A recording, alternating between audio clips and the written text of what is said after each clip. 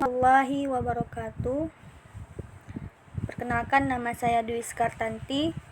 Baiklah, saya akan mempresentasikan hasil kerja saya yang berjudul Radio Immunoassay dan Generator Berumur Pendek. Baiklah, untuk pendahuluan, Radio Immunoassay pertama kali dikembangkan oleh Rosalind Yellow dan Salomon A. Barson dari Amerika Serikat.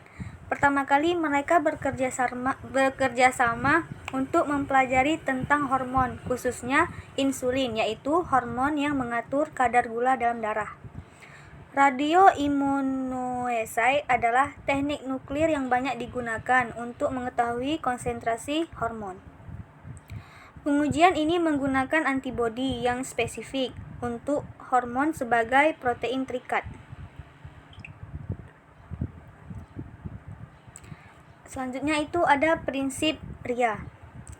Prinsip RIA sederhana, yaitu isotop dimix dengan antibodi kemudian disisipkan pada sampel darah pasien, di mana sebuah antigen yang bereaksi dengan antibodi yang spesifik untuknya dan tidak mengadakan reaksi silang atau cross reaction dengan tipe antigen yang sama.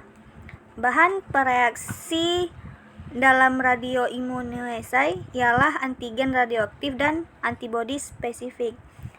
Kemudian substansi non-radioaktif pada antibodi dalam darah akan menggantikan posisi radioaktif pada antibodi yang mengakibatkan radioaktif lepas. Kemudian radioaktif yang lepas ini kemudian diukur untuk menentukan berapa banyak substansi dalam darah. Kemudian antiserum untuk hormon yang diuji harus memiliki spesifik yang tinggi.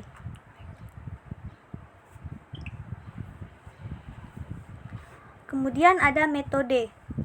Jadi metode radio immunoassay ini ada dua. Yang pertama kompetitif dan non-kompetitif, di mana kompetitif ini merupakan sejumlah tertentu antibodi dimobilisasi atau ditempelkan pada suatu fase padat, misalnya di dinding tabung plastik, dan juga bisa diartikan sebagai sampel pasien yang mungkin mengandung biomolekul, misalnya patogen, ditambahkan bersama dengan sejumlah tertentu biomolekul berlabel radioaktif yang akan bereaksi dengan antibodi yang timbul. Kemudian yang kedua itu ada prinsip non-kompetitif, di mana non-kompetitif ini contohnya itu berupa sandwich. Jadi sandwich ini adalah reaksi suatu antibodi dalam konsentrasi yang terbatas dengan berbagai konsentrasi antigen.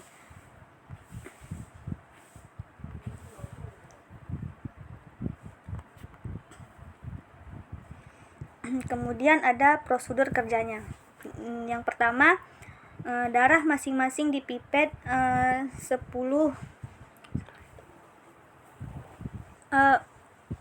darah masing-masing dipipet 100 UL dan dimasukkan ke dalam tabung yang telah dilapisi oleh lapisan progesteron antibodi yang telah diisi label.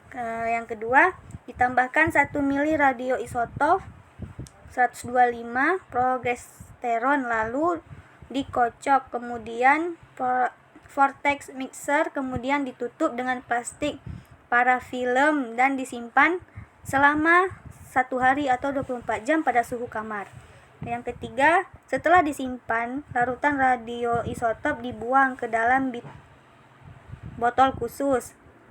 Kemudian tabungnya dikeringkan dengan cara dibalik. Selanjutnya progesteron dicacah dengan gamma counter.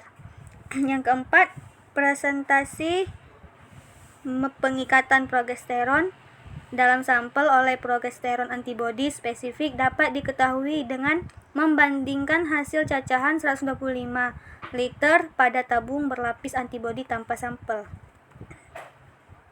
Berikut skemanya bisa dilihat sendiri.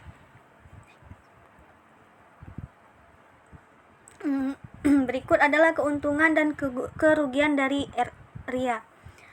Yang pertama ada keuntungannya, yaitu yang pertama sensitivitas dan presisi yang tinggi, kemudian mudah dikerjakan, dan pekerjaannya lebih cepat dan tidak memerlukan sampel yang besar. Kerugiannya itu yaitu reagen kurang stabil dan memerlukan proteksi terhadap bahan radioaktif. Yang kedua itu ada generator nukleida berumur pendek. Produksi radioisotop dan radiofarmaka pada instansi rumah sakit diperlukan untuk memenuhi kebutuhan rumah sakit terhadap radioisotop yang memiliki waktu paruh singkat. Radioisotop dengan waktu paruh singkat tersebut digunakan untuk keperluan positron emission tomography atau PET atau single photon emission compute tomography atau disingkat dengan SPECT. Beberapa radioisotop yang berumur pendek digunakan antara lain 13N dan 18F. Nah, salah satu proses produksi radioisotop tersebut adalah dengan menggunakan akselerator sebagai generator produksinya. Akselerator yang umum dipakai adalah siklotron, yakni akselerator yang berbentuk siklik. Nah, generator untuk nuklida berumur pendek ini, penggunaan nuklidanya seperti yang telah disebutkan sebelumnya memerlukan siklotron yang segera dapat digunakan, sintesis radiofarmaka yang cepat, dan proses metabolisme yang singkat untuk diteliti. Kemudian sejumlah sistem induk anak dapat digunakan sebagai generator radionuklida berumur pendek dan yang dapat dilanjutkan untuk aplikasi radiofarmaka pemancar positron di dalam laboratorium tanpa memerlukan siklotron ada di dekatnya. Nah, jadi ada contoh generator nuklida berumur pendek seperti kompleks 68Ga EDTA yang digunakan bahan scanning otak atau dikomposisi sebelum dipreparasi menjadi radiofarmaka yang lain. Kemudian ada strontium 98 atau yttrium 90, yaitu radionuklida pemancar radiasi. Beta 89SR akan meluruh menjadi Y90 dengan waktu paruh 50,53 hari.